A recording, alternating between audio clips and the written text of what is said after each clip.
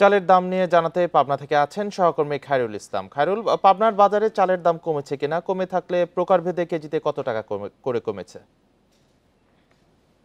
Bundle থাকলে প্রতি সেনমানিতে টাকা বাঁচবে।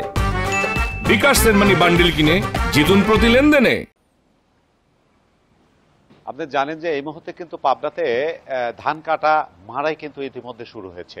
আর আমি এখন যে চাতালে রয়েছি, মিলের চাতালে, এখানে আমরা সকালে এসে খোঁজ নিয়েছি যে প্রতি নতুন চালে কিন্তু চালের দামে 4 থেকে 5 টাকা কিন্তু কেজিতে দাম কমেছে। তবে পুরাতন যে চালটি রয়েছে সেই চাল কিন্তু সেই বাজারতে কিন্তু আগের দামে বিক্রি হচ্ছে, যেমন 56 থেকে 58 টাকাটা কিন্তু মোটা চাউল যেটা পুরাতন সেটা কিন্তু বিক্রি হচ্ছে। এ থেকে কিন্তু যে নতুন যে ধান এসেছে সেই ধানের কিন্তু দাম বাজারে যেমন পুরাতন 1400 টাকা ধান বিক্রি হচ্ছে, সেই ধানটা কিন্তু নতুন ধানটা কিন্তু আরো 1 থেকে 150 টাকা কম দামে বিক্রি হচ্ছে। সেই কারণে কিন্তু নতুন চালের দামও কিন্তু 4 থেকে 5 টাকা কেজিতে কমেছে। অন্যদিকে যদি আপনাকে বলি, চিকন যে চাউলটা সেটি কিন্তু 75 টাকা কেজি দরে বিক্রি হচ্ছে। পাশাপাশি নতুন এই চাউলটা কিন্তু 72 থেকে 73 টাকা কেজি দরে বিক্রি হচ্ছে। পাশাপাশি বাসমতি কিন্তু 2000 থেকে 2050 টাকা বস্তায় কিন্তু 25 কেজির বস্তায় বিক্রি হচ্ছে।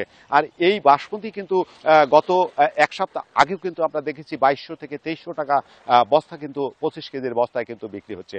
আর অনেকেই বলছেন, ব্যবসায়ীরা বলছেন যে যেহেতু ধান কাটা মারাই ইতিমধ্যে শুরু হয়েছে এবং পাবনাতে একটু লেটে আসলে ধানের কাটা মারাই শুরু হয়, আবার আগামী 1 থেকে 1.5 সপ্তাহের মধ্যে কিন্তু পুরো দমে পাবনার কিন্তু ধান কাটা মারাই শুরু হবে এবং তারপরে ধানের দাম কমে আসবে, পাশাপাশি চাউলের দামও কিন্তু অনেকটা কমে আসবে, এমনটি কিন্তু বলছেন ব্যবসায়ীরা। এই ছিল আমার কাছে আসলে ধান এবং চালের সর্বশেষ। পাবনা থেকে জানাচ্ছিলেন খায়রুল ইসলাম সবুজ।